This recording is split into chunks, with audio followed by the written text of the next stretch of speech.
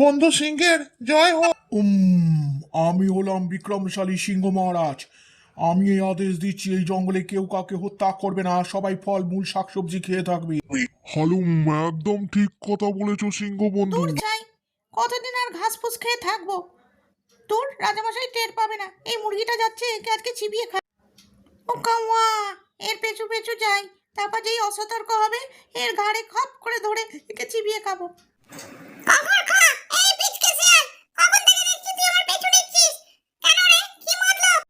ও কাওয়া, বেশ করেছি পিছু নিয়েছি। আর কতদিন আমি ঘাস পাতা ফুল খেয়ে থাকবো? আজ তোকে চিবিয়ে খাবোই।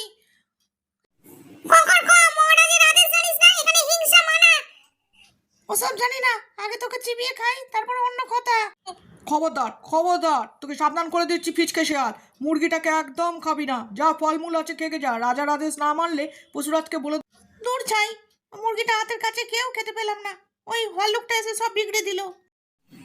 ভাল্লুক দাদা, তোমাকে অনেক ধন্যবাদ। তুমি ঠিক টাইমে এসে পড়েছিলে, নলে আমি এতক্ষণ শিয়ালে পেটে থাকতাম। মুরগিগণ, তুমি এক্ষুনি পশুরাজ সিংহের সাথে দেখা করো আর শিয়ালের নামে নালিশ করো। আমি চললাম। ঠিক আছে ভাল্লুক দাদা। মহারাজ মহারাজ, শিয়ালের নামে আমি নালিশ করছি। আমি বেড়াতে যাচ্ছিলাম, ও আমার পেছু নিয়েছিল আর আমায় চিবিয়ে খাবে বলছিল। ও আপনার আদেশ মানতে চাইছিল না। কি?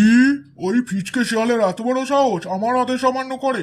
তুই যা, তোর নিরাপত্তার দায়িত্ব আমার। দাঁড়া, এক্ষুনি ওই শিয়ালের ব্যবস্থা করছি। এই, কে আছিস? সাদা পাখিকে ডাক, তাড়াতাড়ি ডাক। এই যে এসে গেছো, শোনো, তুমি যাও, শিয়ালকে এক্ষুনি তলব করো, বলো মহারাজ ডেকে পাঠিয়েছে, না আসলে গর্দান নেব। এক্ষুনি যাচ্ছি মহারাজ। শিয়াল, তোকে পশুরাজ এক্ষুনি ডেকে পাঠিয়েছে, এক্ষুনি দেখা কর। আমি চললাম। ঠিক আছে, যাচ্ছি। ও কাওয়া, ভালো ফ্যাসাতে পড়লাম তো। মহারাজ আবার কেন ডেকে পাঠিয়েছে কে জানে। পরবিক্রমশালী মহারাজের জয় হোক। মহারাজ, আমি জানি মুরগি বোন আমার নামে আপনাকে নালিশ করেছে, কিন্তু বিশ্বাস করুন, আমি মুরগি বোনের সাথে সেদিন একটু লুকোচুরি খেলতে চাইছিলাম, আর কিছু নয়। হ্যাঁ, আমার আদেশ, এখানে কোনো হিংসা চলবে না, সবাই নিরামিষভোজী থাকবে, না পালন করলে শাস্তি হবে। দূর চাই, এই জঙ্গলেই আর থাকবো না। হ্যাঁ হ্যাঁ হ্যাঁ। কিরে শিয়াল, আজকে বোধহয় ফলমূল জোটেনি, কঞ্চিস কেন? ও কাওয়া, দুঃখের কথা আর কি বলবো। তুমি বাঘ হয়ে ঘাস ফুস ফলমূল খাচ্ছ, তুমি কি সিংহের থেকে কিছু অংশে কম নাকি? তুমি সর্বগুণ সম্পন্ন, রাজা হবার উপযুক্ত।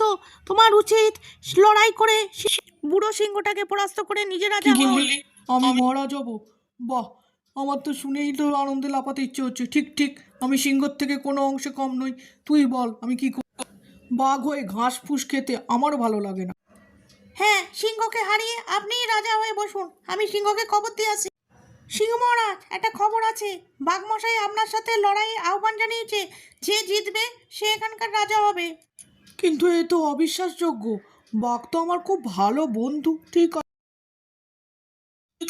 সিংহ আমার বন্ধু, তবু আজকে ওর সাথে আমি লড়াই করবই।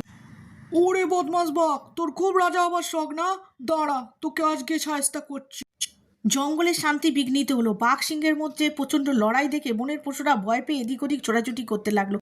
ও কাওয়া, দুই বন্ধুর মধ্যে লড়াই লাগিয়ে দিয়েছি, এবার দুজনেই মরবে আর আমি রাজা হব। ও, বুঝেছি, এই পাজি শিয়ালটার জন্যই লড়াইটা হচ্ছে। আমায় লড়াইটা বন্ধ করতে হবে। মহারাজ মহারাজ, আপনি থামুন, লড়াই করবেন না। বাঘমশাই, আপনি থামুন থামুন, লড়াই করবেন না। আপনারা থামুন, আপনারা লড়াই করতে করতে দুজনেই মরে যাবেন, তখন শিয়াল রাজা হয়ে বসবে। শিয়াল এটাই চায়। দূর বাবা, দুই বন্ধুর মধ্যে মারপিট লাগিয়ে দিলাম, তাও আমি রাজা হতে পারলাম না। পালাই।